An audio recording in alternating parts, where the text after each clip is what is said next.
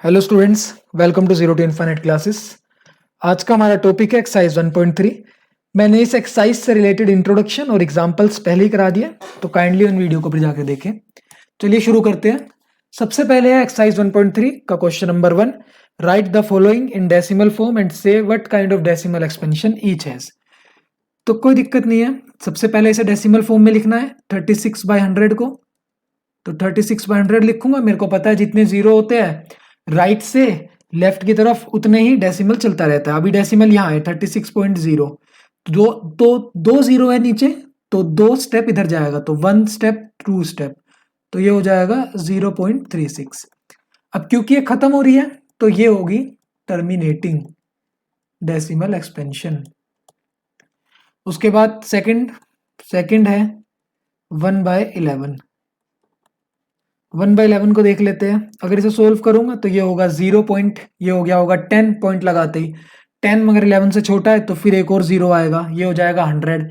11 9 जा 99, बचा कितना 1, 1 से हो गया 10, फिर सेम वही 0 फिर 9 0 फिर 9, और ये ऐसे ही चलता रहेगा। इस तरह के नंबर को मैं लिख सकता हूं ऐसे 0.09 बार 0909 रिपीट हो रहा है। तो जो इस तरह के डेसिमल एक्सपेंशन होते हैं उन्हें मैं कहता हूं नॉन टर्मिनेटिंग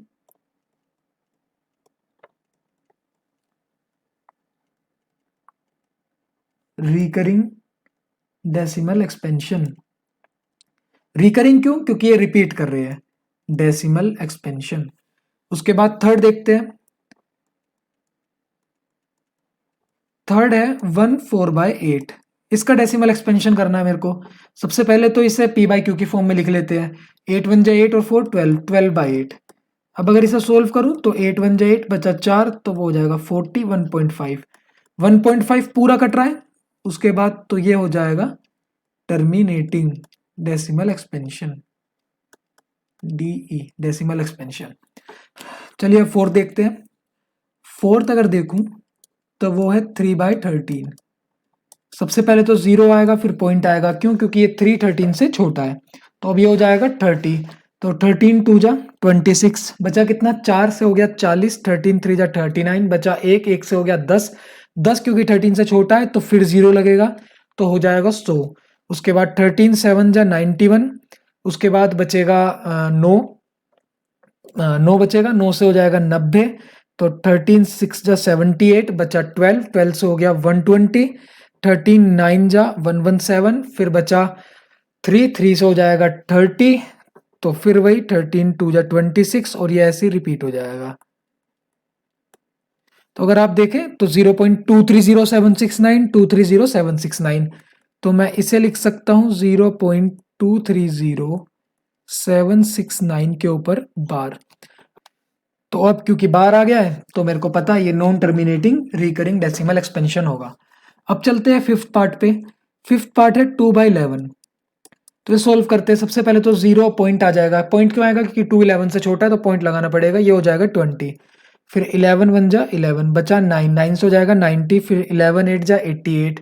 सिमिलरली रिपीट होता रहेगा 18 18 18 18। तो इसे मैं लिख सकता हूँ 0.18 बार। बार आते ही मेरे को पता है ये कैसा डेसिमल एक्सपेंशन हो जाएगा, नॉन टर्मिनेटिंग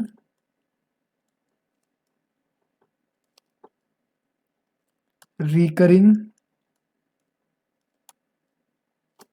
डेसिमल एक्सपेंशन। उसके बाद सिक्स्थ पार्ट देखते हैं। सिक्स्थ पार्ट क्या है? सिक्स्थ पार्ट है 329/400। सबसे पहले तो मैं इसे 4 से काट लेता हूँ। 4 8 जा 32, उसके बाद में 4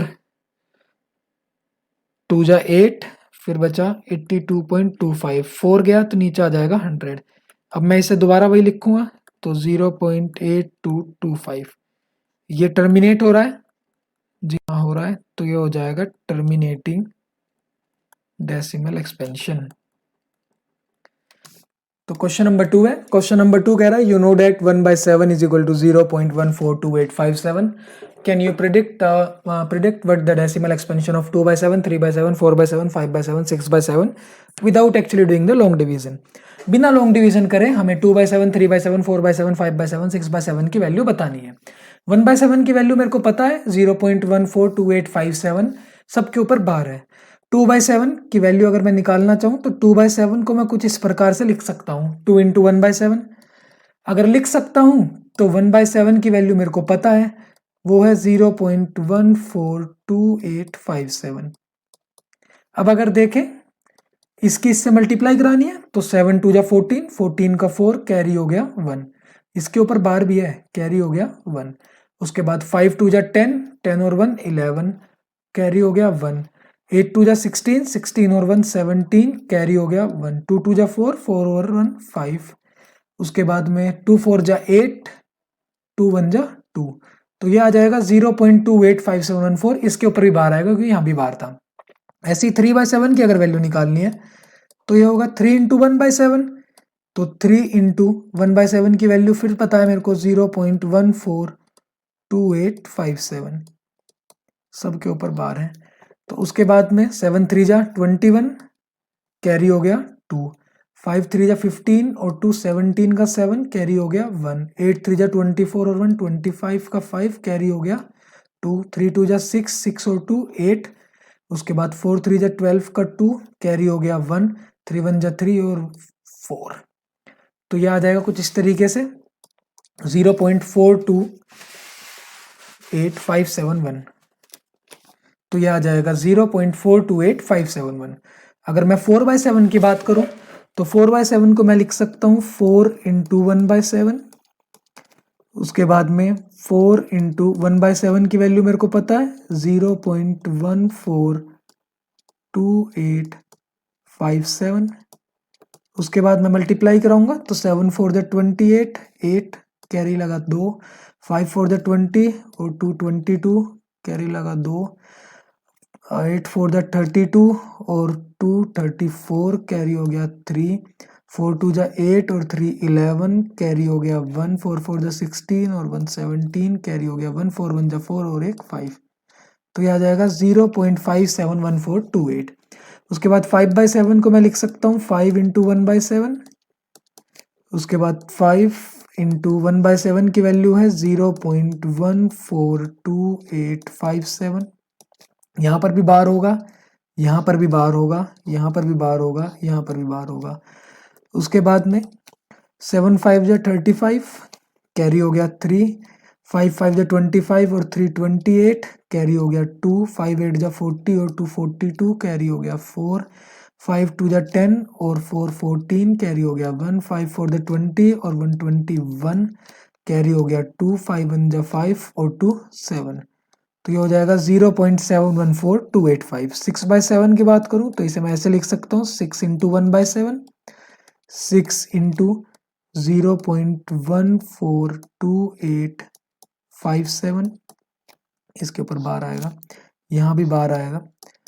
उसके बाद 7 6 जा 42 कैरी हो गया 4, 6 5 जा 30, 30 और 4 34 कैरी हो गया 3, 8 6 जा 48 और 3 51 कैरी हो गया 5, 6 2 जा 12, 12 और 5 17 कैरी हो गया 1, 6 4 जा 24 और 1 25 कैरी हो गया 2, 6 1 जा 6 और 2 8। तो ये हो जाएगा 0.857142। इस पूरे के ऊपर बार आएगा। तो ये सब की सब वैल्यू है 2/7, 3/7, 4/7, 5/7 और 6/7 की। चलिए अगले क्वेश्चन पे चलते हैं। अगला क्वेश्चन है कि P/Q की फॉर्म में एक्सप्रेस करें इन सबको। तो सबसे पहला देख लेते हैं 0.66 के ऊपर बार है, 0.66 के ऊपर बार है। तो इस तरह ये क्वेश्चन मैं करा चुका हूं। Let x is equal to 0.6666, ऐसे ही होगा। 0.6 बार को मैं 0.6666 लिख सकता हूं। उसके बाद x की वैल्यू मैंने ये मानी है। अब क्योंकि जितने डिजिट रिपीट कर रहे हैं, अगर एक डिजिट रिपीट कर रहा है तो 10 से, 2 डिजिट रिपीट कर रहे हैं तो 100 से, 3 डिजिट रिपीट कर रहे हैं तो 1000 से एंड सो ऑन। तो क्योंकि इसमें एक ही डिजिट रिपीट कर रहा है तो दोनों साइड में 10 से मल्टीप्लाई कराऊंगा, मल्टीप्लाइंग both sides by 10। तो 10 से मल्टीप्लाई कराने के बाद ये तो हो जाएगा 10x, ये हो जाएगा 10 इंटू 0.66666। तो 10x की वैल्यू जो हो जाएगी वो हो जाएगी 6.6666 डॉट डॉट डॉट। उसके बाद में मैं इस 6.666 को ऐसे लिख सकता हूँ 6 + 0.666 डॉट डॉट डॉट। उसके बाद 10x में 6 तो ठीक है, मगर 0.666 अगर मैं देखूं तो वो x की वैल्यू थी, तो इसकी जगह मैं x लिख सकता हूँ। उसके बाद x यहाँ जाएगा तो सब्ट्रैक्ट हो जाएगा, तो ये हो जाएगा 9x = 6, तो x = 6/9। अगर और फर्दर डिवाइड करेंगे तो ये हो जाएगा 2/3। तो ये p/q की फॉर्म में आ गया और q 0 के इक्वल भी नहीं है। उसके बाद अगला देखते हैं, अगला है 0.47, खाली 7 के ऊपर बार है। चलिए 0.47 खाली 7 के ऊपर बार है।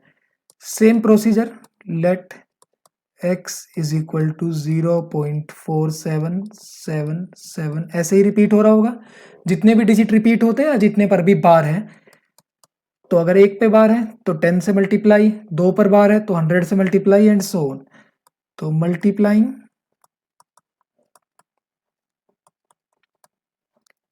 बोथ साइड्स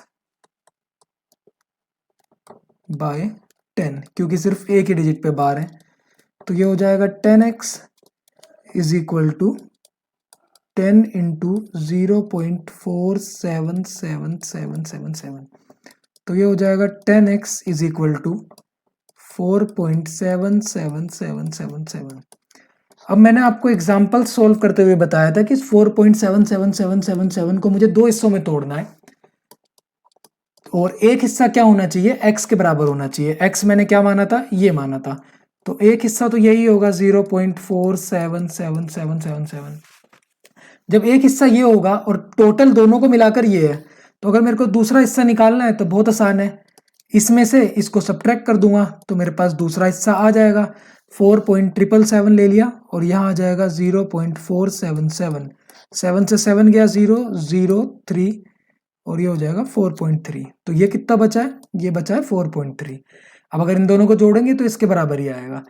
अब वही इसकी वैल्यू मेरे को पता है, x के बराबर है, ये हो गया 4.3 और ये हो गया 10x। 10x की वैल्यू आ गई, x इधर जाएगा माइनस हो जाएगा तो 9x, 9x = 4.3, तो x = 4.3/9। पॉइंट हटाएंगे नीचे 0 आ जाएगा तो हो जाएगा 43/90।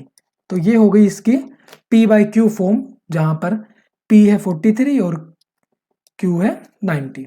उसके बाद तीसरा देख लेते हैं।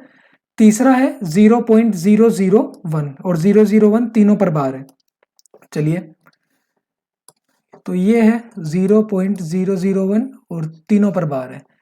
सेम चीज, लेट x = 0.001001। अगर मैं ये मान लूँ डॉट डॉट डॉट डॉट, ऐसे चलता रहेगा। 3 डिजिट रिपीट हो रहे तो 1000 से मल्टीप्लाई कराऊंगा, मल्टीप्लाइंग बोथ साइड्स बाय 1000। अगर दोनों साइड 1000 से मल्टीप्लाई कराऊं तो ये हो जाएगा 1000x और ये हो जाएगा 1000 × 0.001001। इसे सोल्व करें तो ये हो जाएगा 1.001001 एंड सो ऑन। तो ये है 1000x। अब जब यहां तक आ गए है, मेरे को पता है कि मुझे इसे दो पार्ट में तोड़ना है। एक पार्ट क्या होगा, एक पार्ट होगा x, मतलब 0.001। अगर इसमें से मैं 0.001 हटाऊं तो यहाँ क्या बचेगा 1, चाहे आप सब्ट्रैक्ट भी कर लेना तब भी यही आएगा। फिर ये हो जाएगा 1000x। उसके बाद ये मुझे पता है x की वैल्यू है और ये है 1 = 1000x। ये x यहाँ जाके सब्ट्रैक्ट हो जाएगा तो ये हो जाएगा 999x = 1, तो x = 1/999। ये हो गई है इसकी p/q फॉर्म और q 0 के इक्वल भी नहीं है।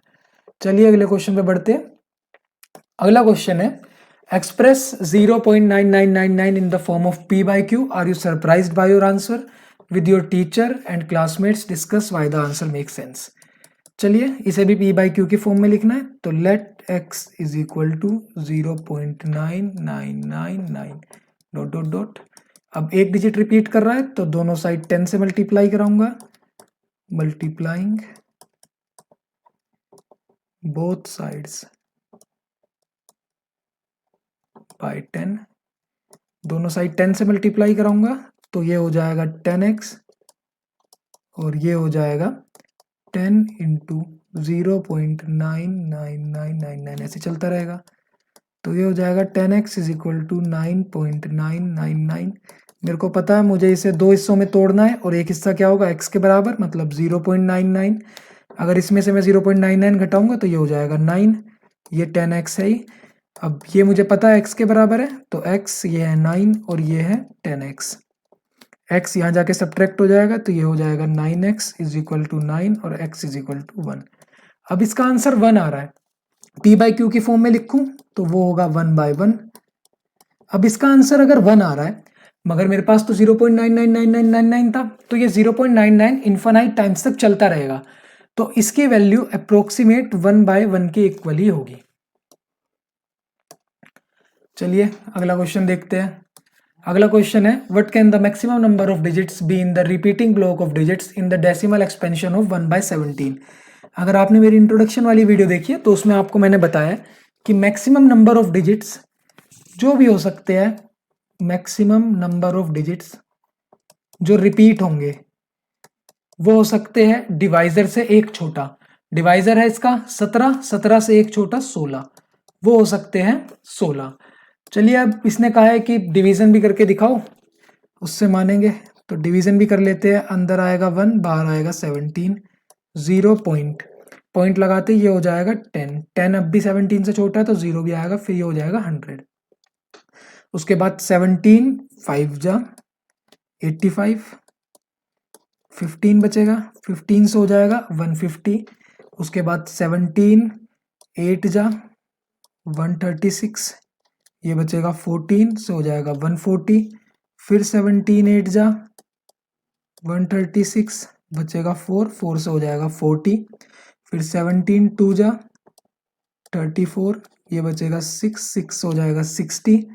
अब अगर मैं 60 यहाँ लूँ, यहाँ ले लेते हैं 60, अगर 60 यहाँ लूँ तो उसके बाद 17 3 जा 51 बचेगा 9 90, 17 5 जा 85 आया 5 से हो गया 50, 17 2 जा 34 बचा 16 से हो गया 160, 17 9 जा 153 बचा 7, 7 से हो गया 70।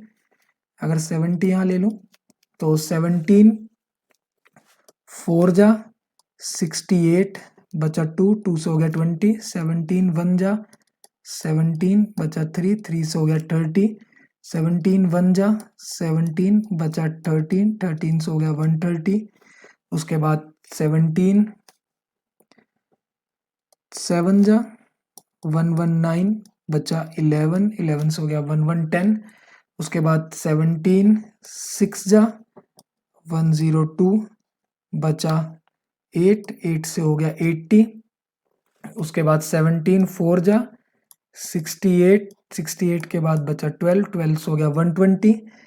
उसके बाद में 17 7 जा 119, फिर आ गया 1 और 1 से हो जाएगा 10, फिर मैं फिर 0 लगाऊंगा तो ये हो जाएगा 100 और ये रिपीट होना शुरू हो जाएगा। तो मतलब ये आ रहा है 0.0588235294117647, ये आ रहा है और ये फिर रिपीट होना शुरू हो जाएगा। तो कितने नंबर रिपीट हो रहे हैं मैक्सिमम डिजिट? 1 2 3 4 5 6 7 8 9 10 11 12 13 14 15 16, 16 डिजिट ही इसमें रिपीट हो रहे हैं। चलिए अगले क्वेश्चन को देखते हैं। एक्सरसाइज 1.3 का क्वेश्चन नंबर 6 वो कह रहा है look at several example of rational number in the form of p by q where q is not equal to 0, where p and q are integers with no common factors other than 1 and having terminating decimal representation या फिर expansion. Can you guess what property q must satisfy. सबसे पहले हम ये समझ लेते हैं कि ये नो कॉमन फैक्टर से मतलब क्या है अदर देन 1। अगर आप लिख रहे हैं 4/5 तो आप देखिए कि 1 के अलावा किसी भी नंबर के टेबल में ये दोनों नहीं आते हैं। ऐसे ही मैं लिख रहा हूं 2/3, अगर मैं 2/3 लिखूं तो आप देखेंगे कि 1 के अलावा ये और किसी भी नंबर के टेबल में नहीं आते हैं। मगर मान लीजिए मैं लिख रहा हूं 4/8 तो आप देखेंगे कि 4 1 जा 4, 4 2 जा 8, ये 4 के टेबल में आ रहे हैं, तो यहाँ पर कॉमन फैक्टर क्या हो जाएगा, 4 हो जाएगा। 1 तो होगा ही होगा, उसके साथ साथ 2 भी होगा, ये 2 के टेबल में भी आते हैं, 2 2 जा 4, 2 4 जा 8।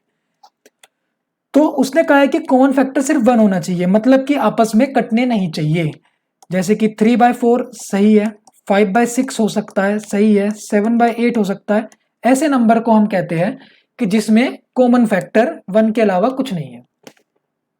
फिर उसने मुझसे कहा है कि अगर मैं p/q की फॉर्म में उस नंबर को लिखूं तो मुझे q की प्रॉपर्टी बतानी कि q में क्या प्रॉपर्टी आनी चाहिए। तो ऐसे केसेस में एक बार देख लेते हैं कि कब कब अगर मैं लिख रहा हूं 3/4 तो ये हो रहा है 0.75। अगर मैं लिख रहा हूं 3/5 तो ये हो रहा है 0.60। अगर मैं लिख रहा हूं 1/10 तो ये हो रहा है 0.10। तो ऐसे केसेस में क्यू क्या प्रॉपर्टी सेटिस्फाई कराता है वो देख लेते हैं। वो कराता है 2 की पावर m और 5 की पावर n। ये प्रॉपर्टी सेटिस्फाई कराता है क्यू जब उसके बीच में सिर्फ कॉमन फैक्टर 1 हो और p और q दोनों इंटीजर्स हो, तो q जो है वो ये प्रॉपर्टी कराएगा सेटिस्फाई अगर उसको टर्मिनेटिंग डेसिमल एक्सपेंशन देना है तो। अब देख लेते हैं 2 की पावर m और 5 की पावर n से मेरा क्या मतलब है कहने का। अगर मैं कहूं मान लीजिए m की वैल्यू 0 है और n की वैल्यू 1 है, तो 2 की पावर 0 हो जाता है 1 और 5 की पावर 1 हो जाएगा 5। मतलब कि अगर मैं किसी भी नंबर को 5 से डिवाइड कराऊंगा तो वो नंबर टर्मिनेटिंग आएगा ही आएगा। उसके बाद अब मैं मान लेता हूं कि 2 की पावर 1 और 5 की पावर 2। 5 की पावर 2 होगा 25, 25 इंटू 2 50। अगर मैं किसी भी नंबर को 50 से भाग कराऊंगा तो वो भी गारंटेड टर्मिनेटिंग एक्सपेंशन होगा। मान लीजिए मैं लिख लेता हूं 2 की पावर 2 इंटू 5 की पावर 2। 2 की पावर 2 होगा 4, 5 की पावर 2 होगा 25, 25 इंटू 4 100। अगर आप कोई भी नंबर ले लीजिए, ऊपर मान लीजिए 725 ले लिया है मैंने, अगर इसके एक्सपेंशन देखेंगे तो ये हो जाएगा 7.25। अगर आप ऐसे ले लें कि 2 की पावर 2 इंटू 5 की पावर 0, देखेंगे 5 की पावर 0 होता है 1, तो 2 की पावर 2 4। अगर मैंने आपको दिखाया भी है किसी भी नंबर को 4 से डिवाइड कर रहे तो टर्मिनेटिंग डेसिमल एक्सपेंशन दे रहा है। उम्मीद करता हूं आपको समझ में आया होगा। Q जो है वो इस प्रॉपर्टी को सेटिस्फाई कराएगा, 2 की पावर m इंटू 5 की पावर n। इस प्रॉपर्टी को सेटिस्फाई कराना जरूरी है। चलिए क्वेश्चन नंबर 7 को देखते हैं। क्वेश्चन नंबर 7 कह रहा है right 3 numbers whose decimal expansion are non terminating and non recurring. तो नॉन टर्मिनेटिंग नॉन रिकरिंग मुझे डेसिमल एक्सपेंशन लिखने हैं, तो कुछ भी लिख सकता हूं मैं 1.354389689743885955 ऐसे ही कुछ भी चला सकता हूँ आगे तक, बस रिपीट नहीं होनी चाहिए और टर्मिनेट नहीं होनी चाहिए। तो एक तो ये हो गया। दूसरा मैं ले लेता हूँ 2.36498721855914469897 एंड सो ऑन। कुछ भी ले लो, बस रिपीट नहीं होने चाहिए और टर्मिनेट नहीं होने चाहिए। एक ले लेता हूँ 0.31498978855144790 कुछ भी ले सकता हूँ, आगे तक चलता रहेगा।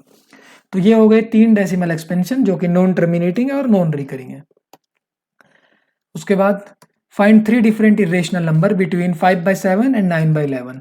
सबसे पहले तो मैं 5/7 की वैल्यू निकालता हूँ, फिर मैं 9/11 की वैल्यू निकालूंगा और इन दोनों के बीच के 3 इरेशनल नंबर लिख दूंगा। 5/7 देखूं तो ये हो जाएगा 0.50 हो जाएगा, 7 7 जा 49। उसके बाद बचेगा 1, 1 से हो जाएगा 10, 7 1 जा 10, बचा 3, 3 से हो गया 30, 4 जा 28, 2 तो 14, 6 60, 60 हो गया तो 8 जा 56, 4 40, 5 जा 35, उसके बाद 5 50, तो फिर 7, तो ये ऐसे रिपीट होना शुरू कर देगा। तो 714285 ये होगा 714285, 714285। तो ऐसा कुछ नंबर होगा, इसे मैं लिख सकता हूँ 0.714285 के ऊपर बार।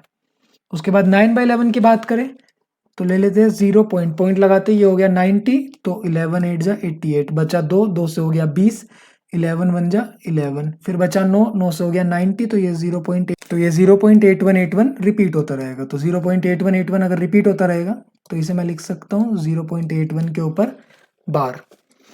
अब मेरे को इन दोनों के बीच के नंबर ढूंढने हैं, तीन इरेशनल, 0.714 और 81।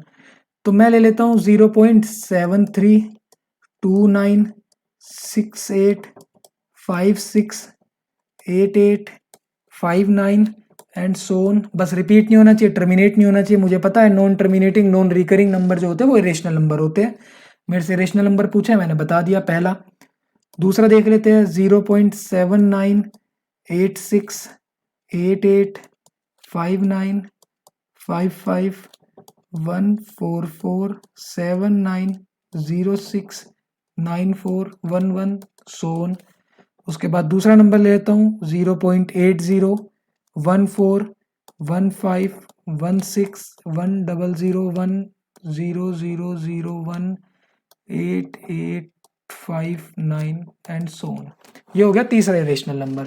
बस मुझे non terminating non recurring irrational decimal expansion लिखना है, इनके बीच में जो लाई करते हैं बस। अगला देखते हैं, वो कह रहा है classify the following numbers as rational और इरेशनल। रूट 23 मैंने आपको एक्सरसाइज 1.2 में भी बताया, फिर भी बता रहा हूं। अगर रूट के अंदर कोई ऐसा नंबर है जो किसी नंबर का स्क्वायर है, जैसे कि रूट 25, तो रूट के अंदर 25 है, तो 25 किसी का स्क्वायर है? जी हाँ है, 5 का स्क्वायर है। तो अगर रूट के अंदर कोई ऐसा नंबर है जो किसी का स्क्वायर है, तो वो तो होगा रेशनल नंबर, वो तो होगा रेशनल नंबर। मगर अगर रूट के अंदर कोई ऐसा नंबर है जो किसी का स्क्वायर नहीं होता, जैसे कि रूट 3 किसी का स्क्वायर नहीं होता, स्क्वायर नहीं होता, तो ये होगा इरेशनल नंबर। होप कि आप समझ पाए होंगे। जैसे कि अंडर रूट 81 होता है 9 का स्क्वायर, तो 9 का स्क्वायर होता है, तो ये हो जाएगा रेशनल नंबर। और मान लीजिए मैं ले लेता हूं रूट 83 किसी नंबर का स्क्वायर नहीं होता, तो ये हो जाएगा इरेशनल नंबर। अब इसी कॉन्सेप्ट से हम इस क्वेश्चन में आगे बढ़ेंगे। चलिए रूट 23 देखते हैं। सबसे पहले रूट 23 देखूं तो 23 किसी नंबर का स्क्वायर नहीं होता है। अगर स्क्वायर नहीं होता है तो मेरे को पता है ये क्या होगा, इरेशनल नंबर होगा, इरेशनल नंबर। ऐसे ही सेकंड पार्ट है रूट 225। रूट 225 की अगर बात करूं तो 225 मेरे को पता है 15 का स्क्वायर होता है। अगर 15 का स्क्वायर होता है तो मेरे को पता है स्क्वायर आ गया अगर अंदर, तो ये होगा रेशनल नंबर 1। उसके बाद में थर्ड पार्ट को देखते हैं। थर्ड पार्ट है 0.3796। ये जो डेसिमल एक्सपेंशन है ये टर्मिनेटिंग है, ये मेरे को पता है, टर्मिनेटिंग डेसिमल एक्सपेंशन है। टर्मिनेटिंग डेसिमल एक्सपेंशन आते हैं रेशनल नंबर के अंदर, तो ये होगा एक रेशनल नंबर। उसके बाद फोर्थ देख लेते हैं। फोर्थ अगर देखोगे तो 7.478 रिपीट हो रहा है। इसको मैं ऐसे लिख सकता हूँ, ये रिपीट हो रहा है, तो इसको मैं ऐसे लिख सकता हूँ 7.478 बार। अब मेरे को पता है जिस भी नंबर पे बार आ जाए तो वो होते हैं non terminating recurring decimal expansion. तो नॉन टर्मिनेटिंग रिकरिंग जो होते हैं वो होते हैं रेशनल नंबर। अब अगर फिफ्थ की बात करें, फिफ्थ है 1 पॉइंट, यहां देख लेते हैं। फिफ्थ है 1.101001 00001 4 बार 01। अगर देखें तो ये वाला डेसिमल एक्सपेंशन जो है वो है नॉन टर्मिनेटिंग